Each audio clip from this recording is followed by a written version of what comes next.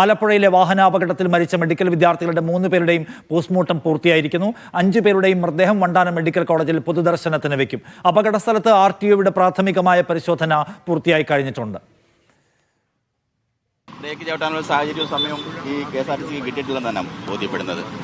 പിന്നെ anti break locking സംവിധാനമുള്ള വണ്ടി അല്ല അത്. അതുകൊണ്ട് തന്നെ വീല് ലോക്കായിട്ടുണ്ട്. വീല് ലോക്കായി കഴിഞ്ഞാൽ പിന്നെ അത് ഡ്രാഗ് ചെയ്യും വണ്ടി. പിന്നെ ഡ്രാഗ് ചെയ്താണ് ഇടിച്ചിരിക്കുന്നത്.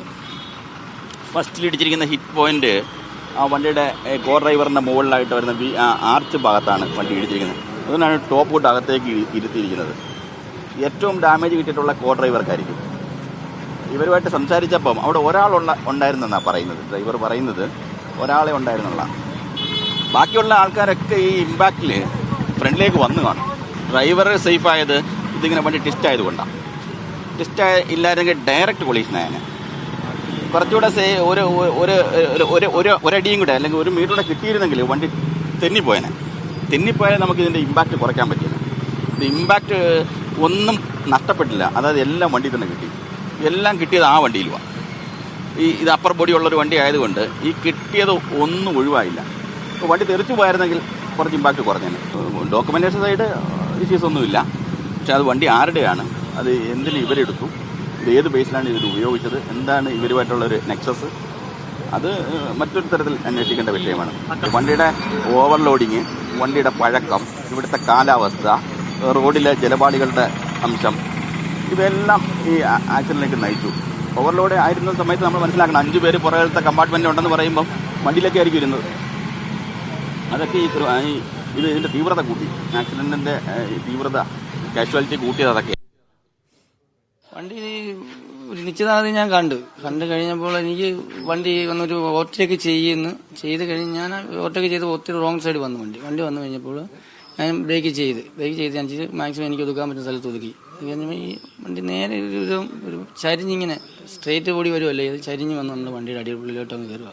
സ്കിഡ് ചെയ്താൽ വന്നല്ല ഓടി വരുമല്ലോ. സ്കിഡ് ചെയ്ത് വണ്ടി ചവിട്ടിയപ്പോൾ അവർ സ്കിഡ് ചെയ്ത് നേരെ നമ്മുടെ വണ്ടിയുടെ അടിയിലോട്ട് ഒരു ലെഫ്റ്റ് സൈഡാണ് നമ്മുടെ വണ്ടിയുടെ സൈഡിലോട്ട് വന്ന് കയറുന്നത്. അത് വന്നിട്ട് ഈ വലതുവശത്തേക്ക് വന്ന് പറന്നു വരുന്ന പോലെയാണ് വന്നിട്ട് ബസ്സിൻ്റെ മുൻഭാഗത്തേക്ക് അതിൻ്റെ ഇടത് ഭാഗത്തെ 2 റോയിലെ സീറ്റുകൾ ഇടിച്ച് ബസ്സിൻ്റെ അകത്തേക്ക് കയറിപ്പോയി. ഒന്നും ചെയ്യാനൊക്കാത്ത അവസ്ഥയിൽ ബസ്സിൻ്റെ ആ കാറിൻ്റെ അവസ്ഥ കണ്ടാൽ അറിയാം. അത്രയും ഭാഗം എന്താണ് നമ്മൾ ഈ പറഞ്ഞ പോലെ ചളുങ്ങി വല്ലാത്തൊരവസ്ഥയായിപ്പോയി. എന്തായാലും വളരെ ദാരുണമായൊരു സംഭവമായിപ്പോയി. സിഗ്നലിന് മുമ്പുള്ള സ്ഥലമാണ്, നേരെ സ്ട്രെയിറ്റായ റോഡാണ്. ഇത് മഴയും അമിത വേഗതയും, മഴ പെയ്തുകൊണ്ടിരിക്കുന്ന സമയമായിരുന്നു. അമിത വേഗതയിൽ നിയന്ത്രണം തെറ്റിപ്പോയതാകാനാണ് സാധ്യത എന്നേ എനിക്ക് പറയാൻ കഴിയും. ഷൈജു കൂടുതൽ വിവരങ്ങളുമായി. ഷൈജു, ഈ അപകടത്തിൻ്റെ കുറിച്ചുള്ള ഒരു പ്രാഥമികമായ വിലയിരുത്തൽ എന്താണ്? ഒപ്പം ഈ പരിക്കേറ്റവരുടെ നില എങ്ങനെയാണ് ഇപ്പോൾ ഉള്ളത്?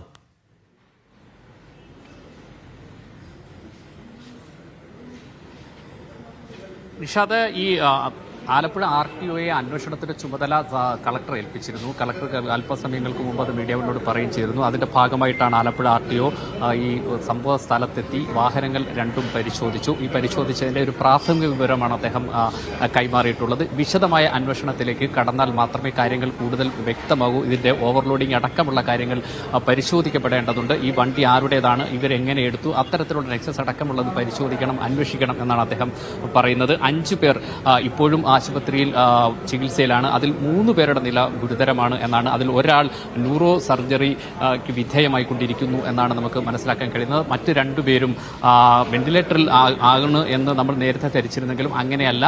അതിന് തൊട്ട് താഴെയുള്ള സംവിധാനത്തിലാണ് ഇപ്പോൾ ഉള്ളത്. അവർ ആരോഗ്യനില തരണം ചെയ്യുന്നു എന്നാണ്. പക്ഷേ ഈ 3 പേരും ഗുരുതര നിലയിലാണ് എന്ന് തന്നെയാണ്. ഈ 5 പേരുടെയും പോസ്റ്റ്മോർട്ടം അല്പസമയത്തിനകം പൂർത്തിയാകും. പോസ്റ്റ്മോർട്ടം പൂർത്തിയായതിനു ശേഷം ഈ മെഡിക്കൽ കോളേജിലെ ഭരണകാര്യാലയത്തിന് ഉള്ളിലുള്ള ഈ സെൻട്രൽ ലൈബ്രറിക്ക് മുന്നിലാണ് ഈ മൃതദേഹങ്ങൾ കൊണ്ടുവരിക. ഇവിടേക്കാണ് ഈ മൃതദേഹങ്ങൾ പൊതുദർശനത്തിന് വെക്കുക. ഞാനിപ്പോൾ ഉള്ളത് ആ പൊതുദർശനത്തിന് വേണ്ടിയിട്ടുള്ള സജ്ജീകരണങ്ങൾ, ഈ 5 ടേബിളുകൾ തയ്യാറാക്കിയിട്ടുണ്ട്. ഈ 5 ടേബിളുകൾ തയ്യാറാക്കി ആ ടേബിളുകളിലാണ് പൊതുദർശനം നടക്കുക. ഏതാണ്ട് 12 മണിയോടുകൂടി പൊതുദർശനം നടക്കും എന്നറിയിച്ചിരുന്നെങ്കിലും അതിനു മുമ്പ് തന്നെ ഇവിടെ എത്തും എന്നാണ്. കാരണം ഇന്നലെ പാതിരാത്രിയിൽ തന്നെ എൻക്വസ്റ്റ് നടപടികൾ വേഗത്തിൽ പൂർത്തിയാക്കി. ഇപ്പോൾ ഈ പോസ്റ്റ്മോർട്ടം നടപടികളും പൂർത്തിയാക്കിയിട്ടുണ്ട്. ആലപ്പുഴ ജില്ലാ കളക്ടറുടെയും അമ്പലപ്പുഴ MLAയുടെയും നേതൃത്വത്തിലുള്ള സംഘം ഏകോപിപ്പിച്ചുകൊണ്ടുള്ള ഒരു പ്രവർത്തനമാണ് നടത്തുന്നത്. ആലപ്പുഴ ജില്ലയുടെ കൂടി ചുമതലയുള്ള മന്ത്രി P. പ്രസാദ് വളരെ നേരത്തെ തന്നെ ഇവിടെ എത്തിച്ചേർന്നിട്ടുണ്ട്. ഈ മൃതദേഹം പൊതുദർശനത്തിന് വെക്കുന്നതിനുള്ള ഒരുക്കങ്ങളൊക്കെ പൂർത്തിയായി. എന്താണ് ക്രമീകരണം? പൊതുദർശനത്തിന് വെക്കാനുള്ള ഒരുക്കങ്ങൾ പൂർത്തിയാക്കിയിട്ടുണ്ട്. കോളേജിലെ വിദ്യാർത്ഥികൾ എന്നുള്ള തരത്തിൽ അവർ പഠിക്കുന്ന കോളേജിലെ വിദ്യാർത്ഥികൾ അവരുടെ സുഹൃത്തുക്കൾക്കും അധ്യാപകരടക്കമുള്ള മറ്റുള്ളവർക്കും എല്ലാം അന്തിമോപചാരം അർപ്പിക്കുന്നതിന് വേണ്ടിയുള്ള ക്രമീകരണങ്ങൾ ഇവിടെ ഏർപ്പാടാക്കിയിട്ടുണ്ട്. പോസ്റ്റ്മോർട്ടത്തിന്റെ നടപടിക്രമങ്ങൾ പൂർത്തിയാകുന്ന മുറയ്ക്ക് ആ 5 മൃതദേഹങ്ങളും ഇവിടെ കൊണ്ടുവരികയും പൊതുദർശനത്തിൽ വെക്കുകയും ചെയ്യും. അതിനുശേഷം ഇവിടുന്ന് വീണ്ടും അവരുടെ വാസസ്ഥലങ്ങളിലേക്ക് അല്ലെങ്കിൽ സംസ്കാരം നടക്കുന്നിടങ്ങളിലേക്ക് കൊണ്ടുപോകും.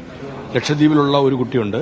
അദ്ദേഹത്തിന്റെ മാതാപിതാക്കൾ ലക്ഷദ്വീപിൽ നിന്ന് എറണാകുളത്തേക്ക് തിരിച്ചിട്ടുണ്ട്, വ്യോമമാർഗം തിരിച്ചിട്ടുണ്ട്. അവർ ഇപ്പോൾ അറിയിച്ചിരിക്കുന്നത് എറണാകുളം ടൗൺ ജുമാ മസ്ജിദിൽ അവിടെ സംസ്കരിക്കുമെന്നാണ് അറിയിച്ചിട്ടുള്ളത്. ബാക്കിയുള്ളതെല്ലാം ദിനങ്ങളിൽ അവരുടെ വീടുകളുമായി ചേർന്ന ഇടങ്ങളിൽ സംസ്കാരത്തിനുള്ള ഏർപ്പാടുകൾ ചെയ്തിട്ടുണ്ട്. ഇവിടുന്ന് നമ്മൾ മറ്റ് ക്രമീകരണങ്ങളെല്ലാം ആംബുലൻസ് അടക്കമുള്ള എല്ലാ ക്രമീകരണങ്ങളും ഏർപ്പാടാക്കിയിട്ടുണ്ട്. ആശുപത്രിയിൽ 5 പേർ ചികിത്സയിലാണ്. അവർക്ക് മെച്ചപ്പെട്ട ചികിത്സ ലഭ്യമാക്കുന്നതിനുള്ള ഇടപെടലുകളും നടത്തിയിട്ടുണ്ട്. പ്രത്യേകമായൊരു മെഡിക്കൽ ബോർഡ് തന്നെ രൂപീകരിച്ചിട്ടുണ്ട്. ഏറ്റവും നല്ലവണ്ണം ചികിത്സ ലഭ്യമാക്കുന്നതിനുള്ള എല്ലാ സംവിധാനങ്ങളും എല്ലാ ക്രമീകരണങ്ങളും ആ കാര്യത്തിലും ഏർപ്പാടാക്കിയിട്ടുണ്ട്. ഗവർണർ അടക്കമുള്ള പ്രധാനപ്പെട്ട ആളുകളൊക്കെ ഇങ്ങോട്ട് വരുന്നുണ്ട്. തീർച്ചയായിട്ടും അദ്ദേഹം ഗവർണർ ആദരണീയനായ ഗവർണർ എത്തും എന്ന് അറിയിച്ചിട്ടുണ്ട്. അതോടൊപ്പം തന്നെ ബഹുമാനപ്പെട്ട ആരോഗ്യ വകുപ്പ് മന്ത്രിയും ബഹുമാനപ്പെട്ട സാംസ്കാരിക വകുപ്പ് മന്ത്രിയും എത്തിച്ചേരുമെന്നും അറിയിച്ചിട്ടുണ്ട്. പോസ്റ്റ്മോർട്ടം നടപടികൾ എങ്ങനെയുണ്ട് കളക്ടറെ? എന്താണ് ഇപ്പോൾ പോസ്റ്റ്മോർട്ടം ആദ്യത്തെ 3 പേരെ പോസ്റ്റ്മോർട്ടം ചെയ്തു എന്നാണ് മനസ്സിലാക്കുന്നത്. ബാക്കി 12 5 പേരുടെ പോസ്റ്റ്മോർട്ടം കഴിയുന്നതാണ് അറിയിച്ചിരിക്കുന്നത്. 11:30 നമ്മൾ ഇങ്ങോട്ട് മാറ്റി നമ്മുടെ പൊതുദർശനത്തിന് ലൈബ്രറിയിൽ സെൻട്രൽ ലൈബ്രറിയുടെ ഫ്രണ്ട് പൊതുദർശനം വെക്കുകയും അതിനുശേഷം ഒരു 1:30 വരെ ഇവിടെ നമ്മൾ ബോഡി ഇവിടെ പൊതുദർശനത്തിൽ വെക്കുന്നതായിരിക്കും. അതിനുശേഷം അതാത് വീടുകളുടെ പോകാനുള്ള ക്രമീകരണം ആംബുലൻസൊക്കെ അറേഞ്ച് ചെയ്തിട്ടുണ്ട്. ഫ്രീസർ സഹിതമുള്ള ആംബുലൻസ് അറേഞ്ച് ചെയ്തിട്ടുണ്ട്.